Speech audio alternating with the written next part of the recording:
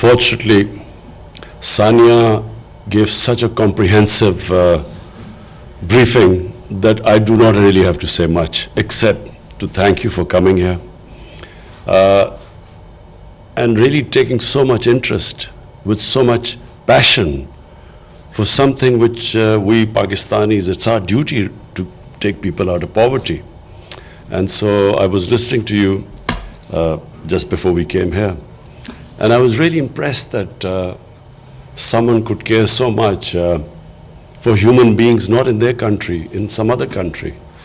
And I find that that's really what differentiates human beings, the compassion. I was a social worker before I became a politician. So my motivation for coming into politics was social work. I felt that there was, if I just stuck to social work, there was so much to do that no amount of social work could make a difference. It's only if you came into government and built a welfare state, that's the only way you can really help the people in your country, the underprivileged people in your country. And hence I came into politics. I was inspired by our Prophet, peace be upon him, who set up the first welfare state in the history of mankind. It was the state he set up in Medina was based on principles of compassion and justice. And the state decided to take the responsibility of the weaker section of the society. So the first time a state took responsibility of orphans or widows, of the poor people, of handicapped, and pensions were introduced first time in that state. So for the old people. And so as a Muslim, we are told in the holy book by the Almighty, the divine book, that we have to follow the example of our Prophet, peace be upon him. And hence, my motivation for coming into politics, to build a welfare state in Pakistan. And so this program of Ehsaas, which basically means care and compassion, this program which you see, and which I must compliment Sania, because she has done really hard work, comprehensive, the way she has gone in fine details to set up these various initiatives under the heading of Ehsaas.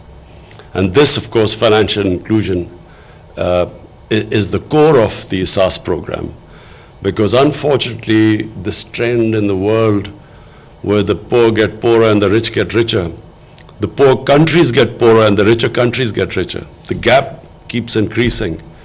I find that it is inhuman. I find it's inhuman that the statistics I read, I think it was one of the UN bodies which came up with these statistics, that 60 odd people own as much wealth as about 3 billion people on this earth. So there has to be something wrong with that system, which creates this inequality where people have such money which they will never be able to, if they lived 5 lifetimes, they would not be able to spend it. And yet on the other side, you have poverty. And I also feel that this greed in the universe, where you have the rich wanting to avoid taxes, so have their offshore accounts and these tax havens, and would do anything not to be part of, not to pay their dues so that you can lift people out of poverty, as what China has done. What China has done is remarkable. I mean, they have taken out almost 700 million people out of poverty in 30 years. Never done in human history. So this idea where the rich want to get richer and this greed, it is the biggest curse of this planet. All the problems which our Earth faces, global warming, this environmental degradation, all of them, the root cause is greed, where it's never enough. I mean, you can make as much money as you want, but the level of greed is always going to make you want more. And so you have this strange phenomena on this earth where you have people now get into these boats, risking their lives to get to the land of milk and honey, where people want to get away from poverty. So I feel that, yes, in our country we will be trying our best, not because of votes, because it's my belief that it's not a civilized society where you have such poverty, where sections of your society are deprived of their daily needs, and the rich just want more and more money and don't pay their taxes. So this is a real, what we have, my government has decided that we will be the first government that is going to all our policies will be to lift people out of poverty. So whatever we do, our economic policies, our agriculture policy, whatever policies we make, the bottom line will be how does it help the poor people, as opposed to the elitist policies we've had in the past, where policies are only made for a small elite society. So our education system is only for a tiny elite class. You have three-tier education system. So one is for the small elite class, which has this privileged education. Then you have the government school education, which is for the poorer section. And then right at the bottom, you have these dini madrasas, which are religious schools, which cater for the poorest of the poor. So we have a three-tier system. So the poor, the bottom two, do not get good jobs. So the society only caters for the elite. The hospitals are for the elite. Taxes, poor people, common people pay taxes because most of our taxes come from indirect taxes. The rich hardly pay taxes. So the whole mindset has to change, where the whole society as a whole decides that we cannot allow this unfair, unjust system to continue. And this Ehsaas program is a beginning. We hope that as it starts kicking in, Sania has made great efforts to make sure that there's credibility, that there's integrity in the system, that we do not allow the system to be misused, as most of our programs are misused. So we've taken great care.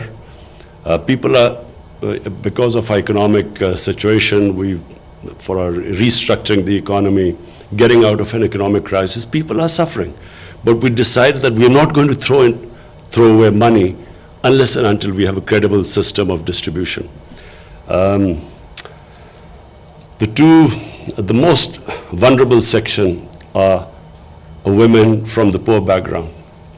And we cannot, as society, cannot move forward if it does not educate and look after its women. So our top priority is to lift our women out of poverty. And we have a big range of measures which we hope that we will be able to take them out of poverty. So finally, Your Majesty, thank you for coming. We welcome you here. We hope you will come back, and we value the concern you show for our country. Thank you.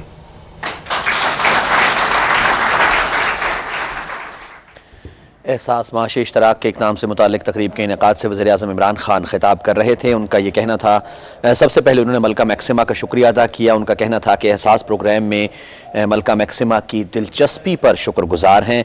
हम असल में गुर्बत का ख़ात्मा करना चाहते हैं। इंसानों की कदर करना, उनके मसाइल को समझना बहुत बड़ा इक़दाम है। पहली बार रियासत मदीना में यतीमों और बेवाओं को हुकूक दिए गए थे। गुज़श्ता दहाइयों में अमीर और गरीब का फ़र्क बढ़ा है। हम वो फ़र्क ख़त्म करना चाहते हैं। नाज़रीन, आप हमारे साथ रहे, आपका बहुत शुक्रिया।